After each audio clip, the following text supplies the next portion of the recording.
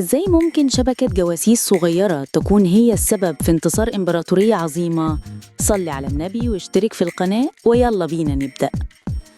في قلب عاصمة الهكسوس أواريس كان الخطر هو الهواء اللي بيتنفسه الجميع، لكن كان في أبطال عايشين في وسط الخطر ده ومحدش يعرفهم.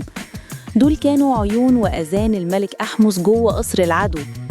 شبكة جواسيس زرعها أحمس بنفسه عشان يعرف كل همسة وكل خطوة. كانوا بيعيشوا حياتين، حياة كخدم وعبيد في بلاط الهكسوس، وحياة تانية كأبطال بيخاطروا بكل شيء عشان حرية طيبة. كل يوم كان ممكن يكون هو اليوم الأخير في حياتهم. أي غلطة صغيرة، أي نظرة شك كانت معناها الموت.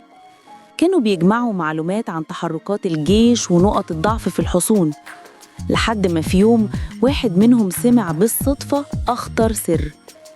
الهكسوس كانوا بيجهزوا لهجوم مضاد مفاجئ، هجوم لو نجح كان هيدمر جيش طيبة بالكامل. الخطة كانت شيطانية وما كانش فيه وقت عشان يوصلوا الخبر لأحمس.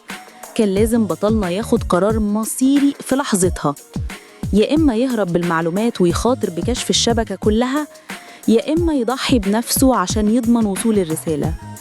تخيل تكون في مكانه، كنت هتعمل إيه؟ في عز الليل